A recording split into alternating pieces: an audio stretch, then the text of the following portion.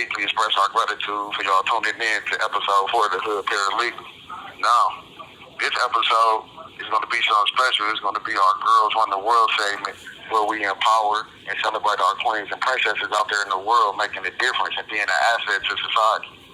You know, and no disrespect to the women out there, but age is just a number when it comes to being an inspiration. And your experience as a girl enabled you to develop into the phenomenal woman you are today. Now, our inaugural recipient of this Girls Run the World segment, is another and none other than my sister, Jay Rene, and we want to welcome her to the Hood Paralegal broadcast. How you doing today, sis? I'm doing well. What's up with you, bro? Man, you know, we blessed to have you on, you know, for that. You are inaugural, you know, recipient of this award, you know, so it's an honor, you know, to be honoring you today. Oh, that's and go ahead. I said that's what's up. I appreciate the appreciate the accolade and appreciation for sure. Thank you. Most definitely appreciate it. Now, our first question for you, you know, it's the question that we've been getting a lot. You know, everybody wants. Hey, for real, everybody want to know who is Jay Renee. You know, so you know what I'm saying. Talk to him. Won't you just elaborate on who you are? You know what you do and the platform. Okay. Well, who is Jay Rene? Jay Rene, of course, is a human first. I'm a daughter. I'm a wife. I'm a best friend. I'm a sister. You know, I'm a big sister to many. Elevated from that, I am an independent journalist. I'm a community activist. It took me a while to take the word activist because I don't really like boxes and stuff. You know, because once you put yourself in a box, people try to keep you in there. All calls other than properly placed attorney calls may be monitored and recorded. Yeah, community activist. I'm a social justice seeker, and I'm just for the people. You know what I mean? Being an independent journalist, I'm a journalist for the people. You got two types of journalists: the kind that work for the machine and the ones that work for the people. And I'm for the people.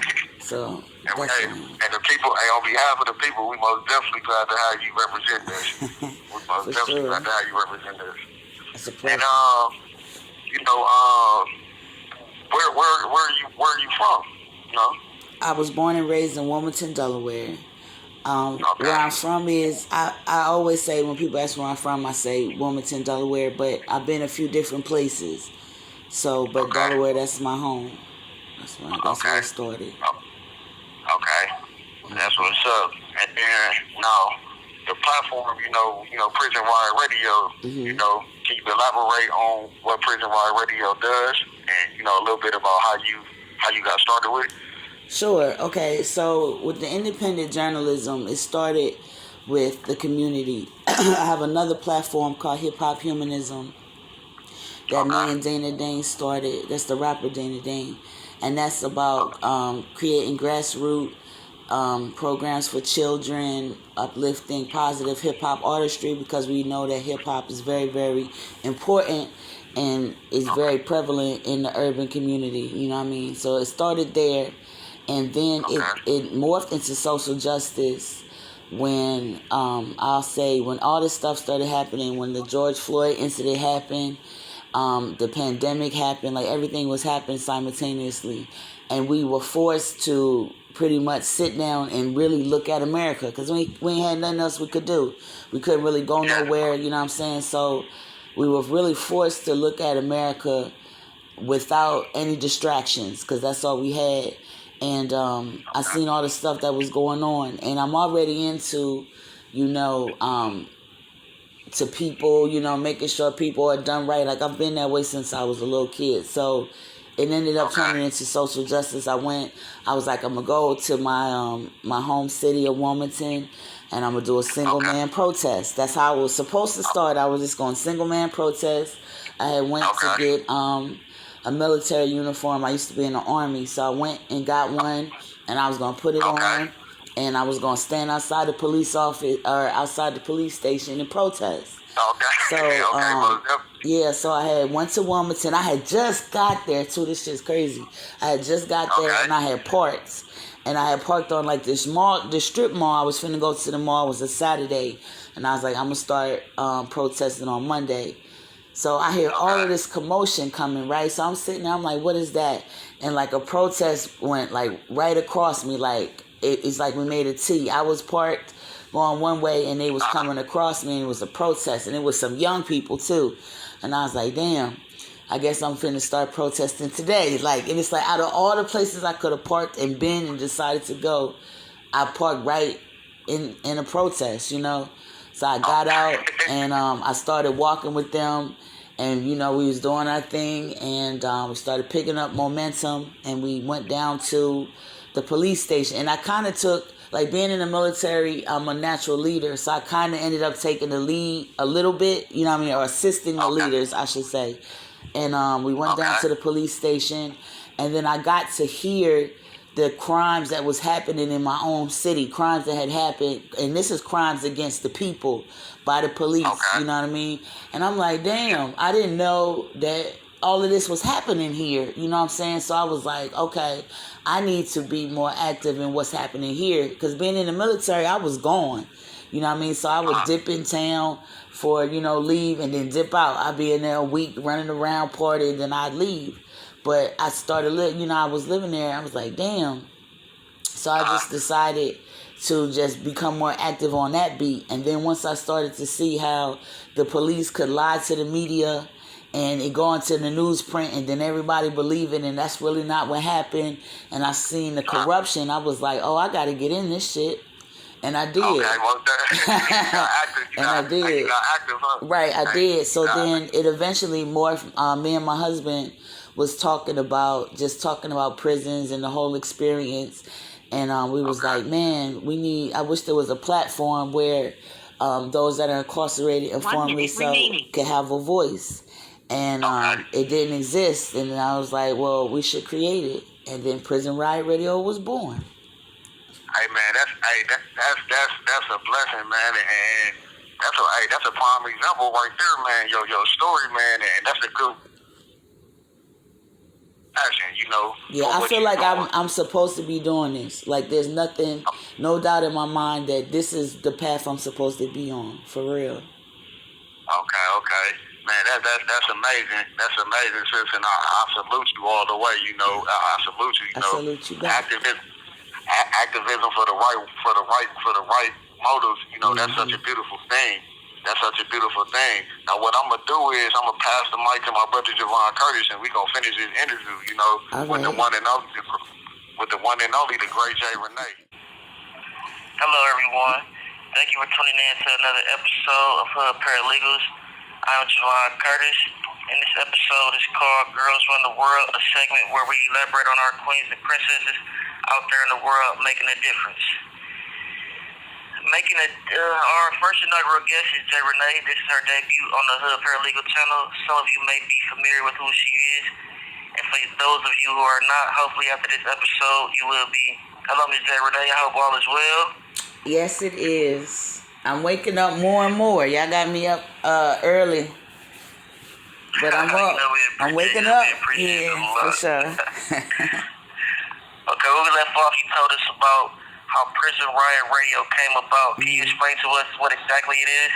Yeah, so Prison Riot Radio is a vehicle to give the incarcerated, formerly incarcerated, or their families a voice, or to amplify their voice. When me and my husband was speaking about it, we was just talking about how so much different things is going on, and we don't have, people don't have the ability to get their wrongful convictions heard, or their over sentencing, or things that are going on in a prison.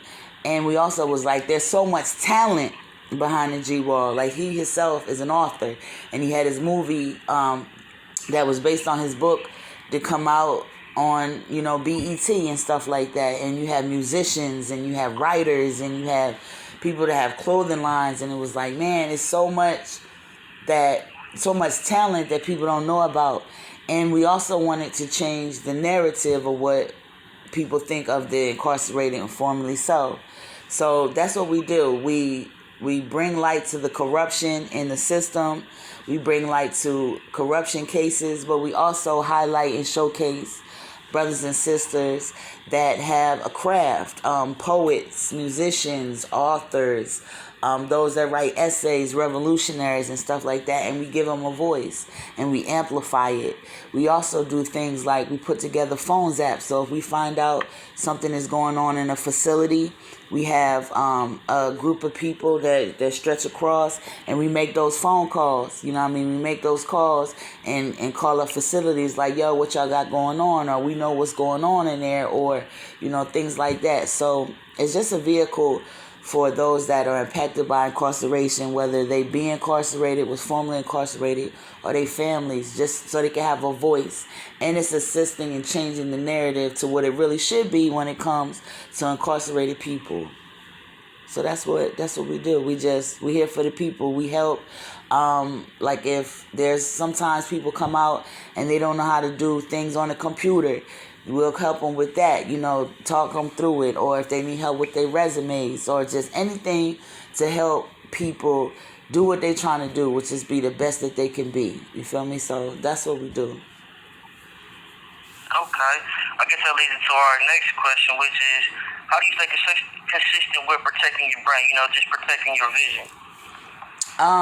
Well, anybody that's in social justice or anything like that, you have to have conversations with yourself about why you're doing what you're doing, because things don't always go excuse me, nice and smooth.